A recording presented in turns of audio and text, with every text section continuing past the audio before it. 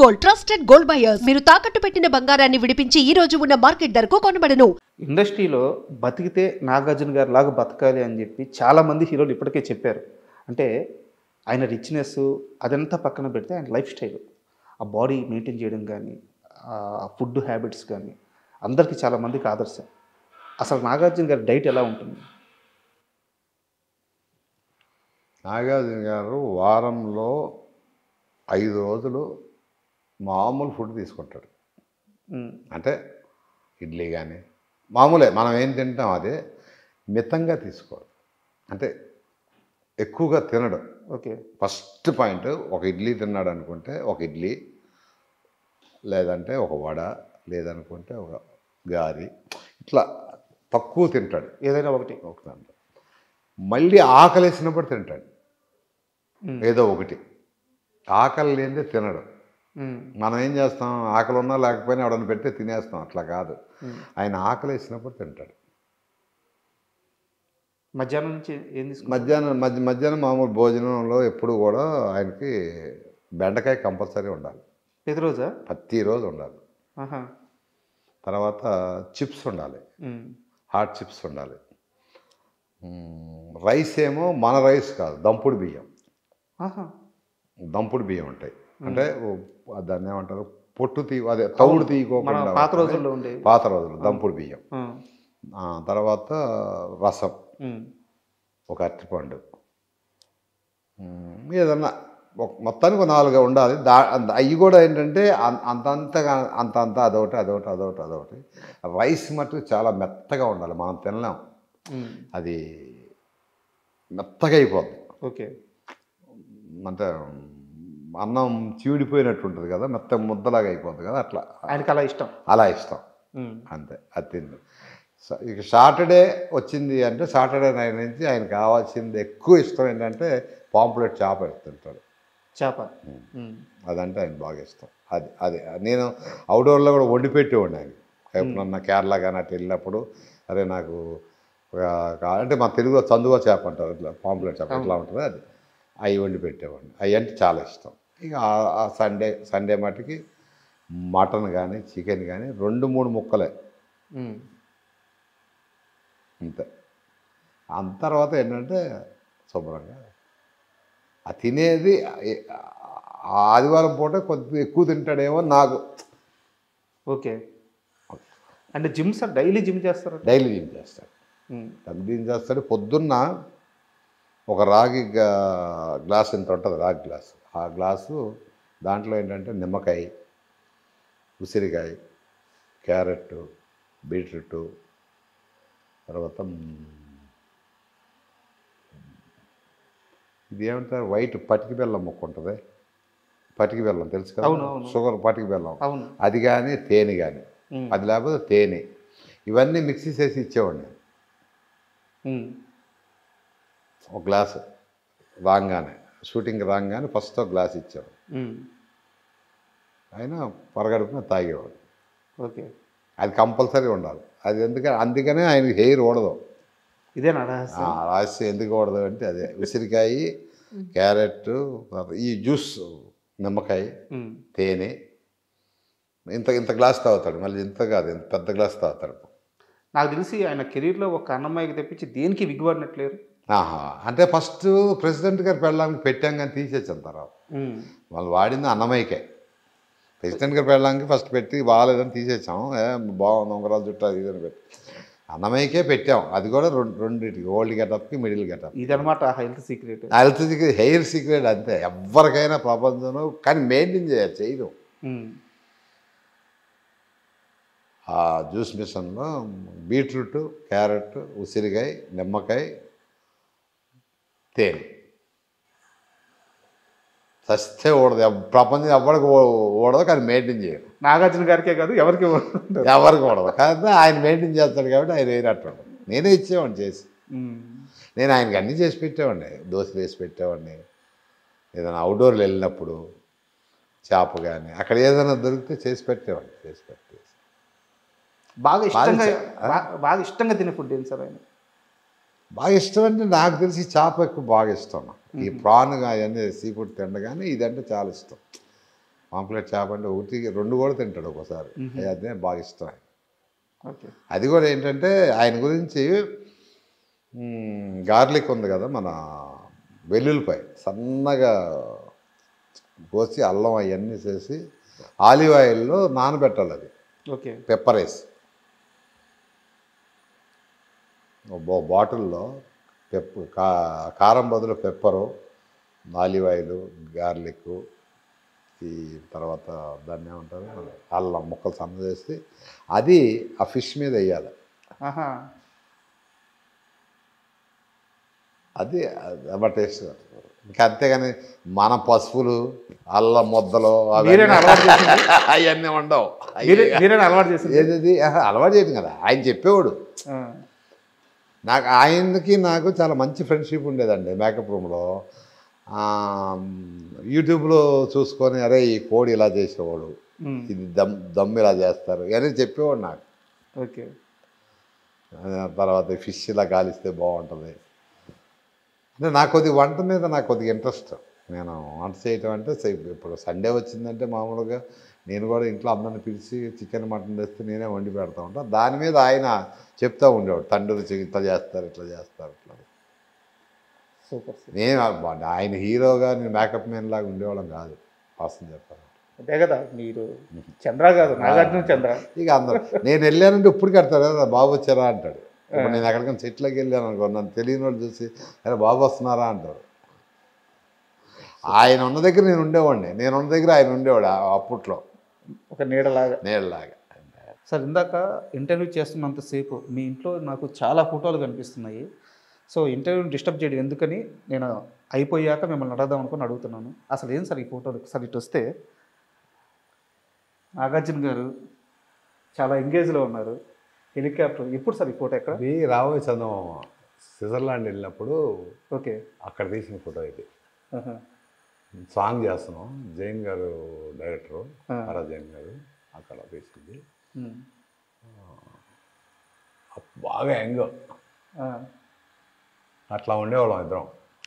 అంటే నాగార్జున గారి కంటే మీరే స్టైల్గా నిలబడుతున్నారు. అట్లా ఏం కాదు కానీ అంటే మొండిగా ఉండేవాడిని అప్పుడు. అంత క్లోజ్ ఇంకా అంత క్లోజ్. అంటే ఈ ఫోటో చూసినప్పుడు నాకు ఒకటి గుర్తొస్తుంది, నాగార్జున గారి ముందు ఎలా అయినా ఉండగలిగే ఒకే ఒక్క మనిషి చంద్ర. అయ్యో అంత కాదు కానీ స్ట్రైట్ ఫార్వర్డ్గా ఉండేవాడిని అమ్మ అంతే. అంతకంటే ఎంత సార్ అప్పుడు సార్ ఏజ్? అప్పుడు వచ్చి అన్నమయ్య తర్వాత కదా 34, 35 అవుతాయేమో అంతే. యంగ్ బాగా రాబోయే చందమామ. అంటే ఈ ఇది కూడా అదే, ఇది రాబోయే చందమామలోనే క్రూజ్ తీసాం. క్రూజ్ అని చెన్నై నుంచి మలేషియా వెళ్ళటానికి సాంగ్ ఉంది, అంజలా జవేరితో సాంగ్. బాలి మా ఫ్రెండ్స్ అంతా ఉంటారు కదా, దీంతో అక్కడ సాంగ్. అవును, ఇదే ఎందుకు తీసి పెట్టుకున్నారు? నాకు అది నచ్చింది బాగా. క్వశ్చన్ అంటే ఈ అప్పుడప్పుడు చూసుకుంటా ఉంటాను అనమాట, ఈ ఫేసు ఎక్కడ తప్పు చేశాను ఏంటి, ఎలా ఉండాలి ఏంటి అనేది మెమరీ. ఇది నాకు బాగా నచ్చింది అనమాట అప్పట్లో ఈ ఫోటో. ఓకే. నేను ఈయన ఫేస్లో కొన్ని డిఫికల్ట్స్ ఏమున్నాయా ఏం లేవా అంటే అప్పుడప్పుడు ఇలాంటి పోజులు చూసుకుంటే నాకు కొన్ని అర్థం అవుతాయి. నోస్ కట్ కానీ నోస్ కట్ కూడా చేసింది కూడా కనపడదు, చూసావా ఇలా ఉంటుంది నోస్ కట్. అంటే ఇష్టమైంది బాగా. మీ వర్క్స్ అంతా తెలుస్తూ ఉంటాయి. ఇది కూడా వచ్చేసి కామాక్షి ఏం సినిమా ఇది రీసెంట్గా వచ్చింది, రాజన్న కాదు, రాజన్న కంటే ముందు కామాక్షి శివప్రసాద్ రెడ్డి గారి సినిమా ఇది. సార్ ఆ గెటప్ గురించి చెప్పండి. గెటప్ ఈ గెటప్ అదే సాంగ్లో గెటప్, సాంగ్లో వస్తుంది ఇది సాంగ్ గెటప్. ఓకే, చాలా గెటప్ అంతా కొంచెం వెరైటీగా సాంగ్లో వస్తుంది. మీరు ఇష్టపడి తీసి పెట్టుకున్నారు దాన్ని. ఏ అయితే బాగుంటే ఇంకా చాలా ఉన్నాయి, ఇట్లా ఇష్టమైనవన్నీ సెలెక్ట్ చేసి పెట్టుకోవాలి. నాగార్జున గారికి తెలుసా ఆయన ఫోటోలంతా? ఫస్ట్ టైం అసలు నా ఆఫీస్కి రావడం ఫస్ట్ టైం, ఈ ఫోటోలన్నీ చూస్తాం కూడా ఫస్ట్ టైం. ఇంత మటుకు ఎక్కడా కూడా ఈ ఫోటోలు అసలు బయటికి రాదు. ఒక్క నాగార్జున గారు, ఏఎన్ఆర్ గారు తప్పించి ఇంకా ఎవరి ఫోటో? బంగారం ఉంది కదా, అనుష్క, ఇంకెవరి ఫోటో. అంటే ఇక్కడ సార్ మొత్తం అసలు ఈ ఇమేజ్ చూస్తుంటే నిజంగా శ్రీనివాసులని ఇది నిజంగా చూసినట్టు ఉంది. ఇది బ్రహ్మానందం గారు ఇచ్చారు, ఇది ఆయన చేతితో పెయింట్ చేసింది ఇది. నేను బ్రహ్మానందం గారికి నాకు నేనంటే చాలా ఇష్టం ఆయనకి. తమ్ముడు అంటా ఉంటాడు, అన్నయ్య అంటాను. సార్ నేను సినిమా చేసేటప్పుడు అదే ఆఫీస్లో నీకు మా వెంకటేష్ స్వామిని ఇస్తాను పెట్టుకోమని చెప్పి పంపించాడు ఆయన. మీరు నిర్మాతగా సినిమా చేస్తున్నాడు పెట్టుకోవాలని పంపించాడు, గిఫ్ట్ ఇచ్చాడు ఆయన. ఇంత బాగుంది సార్ అసలు. ఆయన పెన్సిల్తో వేసింది స్కెచ్, ఆయన చేతితో వేసింది బ్రహ్మానంద గారు. అండ్ ఇక్కడ సార్ మీ దేవుడు, మా దేవుడు. ఇక్కడ అందరి దేవుడు, ఇక్కడ మీ దేవుడు. ఎప్పుడు సార్ ఈ ఇమేజ్, ఈ ఫోటో ఎప్పుడు? ఇది నేను పంచాక్షి సినిమా చేసేటప్పుడు నాగార్జున గారి ఇంట్లో ఉంది ఈ ఫోటో. ఆయన ఆఫీస్లో పెట్టుకున్నారంటే బాబు నాకు ఈ ఫోటో కావాలి బాబు అన్న. అని నా దగ్గర ఉంది కదరా, నాన్న దగ్గర ఉంటే అడిగి తెస్తాను అని అన్నాడు. తర్వాత ఆయన తెచ్చిచ్చాడు అనమాట. ఇది బాపు గారు 1962లో ఇంకుతో వేసింది ఇది. ఇది ఆయన సెట్ చేసి అంతా. అవును, ఆ స్ట్రోక్స్ అన్ని ఆ ఇంకు అంటే అప్పట్లో సిరా ఇంకు వచ్చేది కదా, ఆ ఇంకుతో వేసింది అనమాట. ఆయన బాపు గారు వేసింది. బాగుంది సార్ అసలు. ఇక్కడ డేట్ కూడా ఉండాలి అక్కడ. ఇదిగో 62, 162 బాపు. అవును,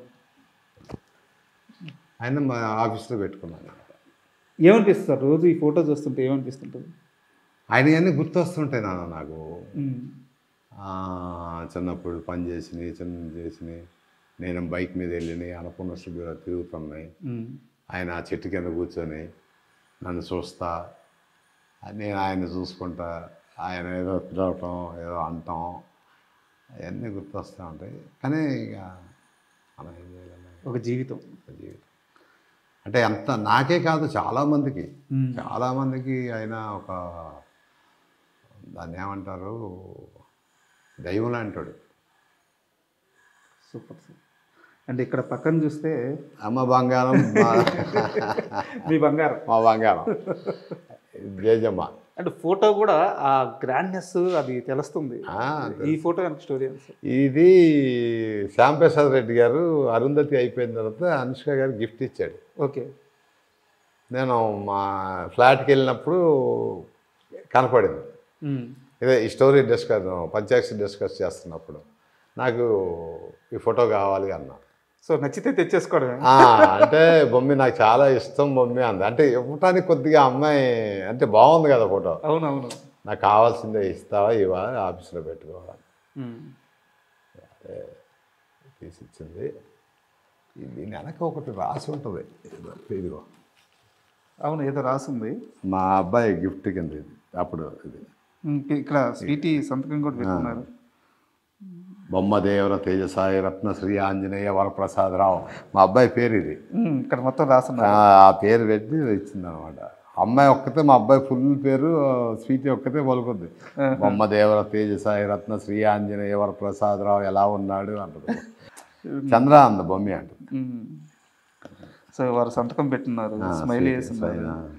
సో మీ బంగారం, మా బంగారం చూసినప్పుడు ఏమనిపిస్తుంది సార్ రోజు?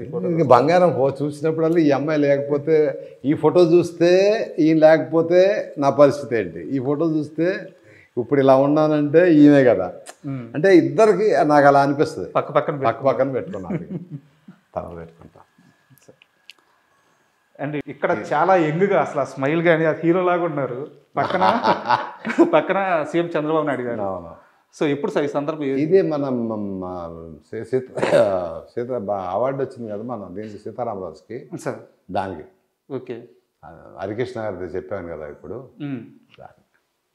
సో అండ్ ఇక్కడ సేమ్ ఆ గెటప్ ఈ గెటప్ ఒకటే నాన్న, ఆ గెటప్ ఈ గెటప్ ఒకటే. అదే సినిమాది. సినిమా పేరు గుర్తురావట్లేదు కానీ శివప్రసాద్ రెడ్డి గారి సినిమా. ఎందుకు నాగార్జున గారు బాగా స్మైల్ చేస్తున్నారు అక్కడ? ఏమన్నారు? నేను బాగా ఆ హెయిర్ సెట్ చేస్తున్నాను. నేను సెట్ చేస్తున్నప్పుడు సచిన్ గారు అని స్టిల్ ఫోటోగ్రాఫర్, చంద్ర ఫోటో తీస్తాను ఉండవా అన్నాడు. సరే ఇట్లా నుంచి కాదు ఏదన్నా చేస్తున్నట్టుగా ఉండంటే ఉండి బాబు ఏదన్నా చేస్తానని చెప్పి అట్లా ఇద్దరు నవ్వుకుంటున్నాను. మళ్ళీ ఈ ఫోటోకి కూడా నీకు స్టిల్ ఆరా, స్టిల్కి కూడా వర్కింగ్ స్టిల్ అంటారా ఏదో అన్నాడు ఆయన, నవ్వుకుంటున్నా. నా ఫిజిక్ చూడండి సార్ అసలు ఎలా ఉందో. యా, ఏం పడినారు నవ్వటానికి కాదు, అక్కడ ఏదో తెల్లకి కనపడితే. Super sir. అంటే ఇట్లాంటివన్నీ కూడా పెద్ద మెమరీస్ అనమాట, లైఫ్ మొత్తం ఒకసారి చూసుకున్నట్టు ఉంటుంది. ఇంకా సీళ్ళు అన్నీ ఉన్నాయి కానీ ఇక అన్నీ ఎక్కడ పెడతాం అన్నీ. ఒకటి సీతారామరాజుని, ఒకటేమో రామదాసు సార్. ఇంకోటి ఉండాలి, రాజశేఖర రెడ్డి గారు ఇచ్చింది ఇది.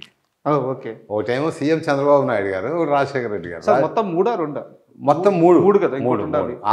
అన్నమయ్య కంటే చీఫ్ని కాదు కాబట్టి చీఫ్కి ఇచ్చారు. ఓకే అన్నమయ్యకి వచ్చింది, అన్నమయ్య చీఫ్ చేయలే, నేను ఓన్లీ పర్సనల్ చేశాను.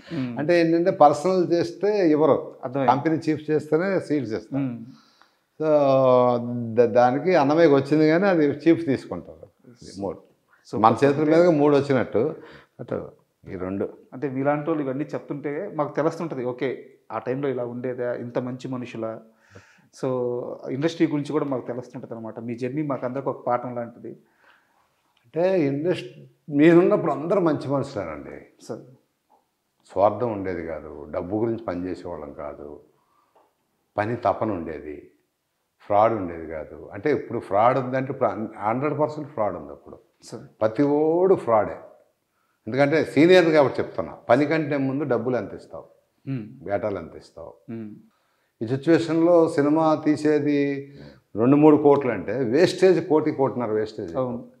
సో ప్రొడ్యూసర్ అనేవాడు ఆర్థికంగా ఇబ్బంది ఎలా పడతాడు అంటే ఇక వర్ణాతీతం. ఎవరి చేతికి వచ్చింది వాడు తినేయాలి. అట్లా తయారైంది ఇండస్ట్రీ. మా కాలంలో అట్లా ఉండేది కాదయ్యా ఇండస్ట్రీ. అంతా గౌరవం, మర్యాద, పని నేర్చుకోవాలి. వాళ్ళు ఇచ్చిన ఎంత నాకు ఇచ్చింది 150 రూపాయలు జీతం. పిఏపి సుబ్బారావు గారిది అర్ధాంగి సినిమా చేసినప్పుడు ఫస్ట్ జీతం. అంటే అప్పటికి 6 సినిమాలు 7 సినిమాలు అప్రెంటిస్గా చేశాను నేను, జీతం లేకుండా. తర్వాత 150 రూపాయలు.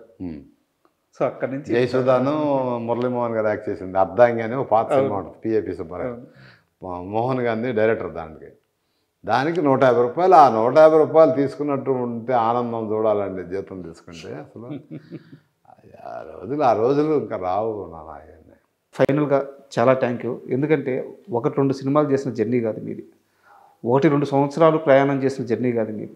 45 ఏళ్ల సినీ ప్రయాణం, కొన్ని వందల సినిమాలు, కొన్ని 10ల మంది ఆర్టిస్టులని మీ చేతుల మీదుగా ఇండస్ట్రీకి అందించారు. మీలాంటి ఒక వ్యక్తితో కూర్చొని ఇంతసేపు మీ జర్నీ గురించి తెలుసుకోవడం ఒక అదృష్టంగా భావిస్తున్నాను. మాకు సమయం ఇచ్చినందుకు చాలా థ్యాంక్ యూ.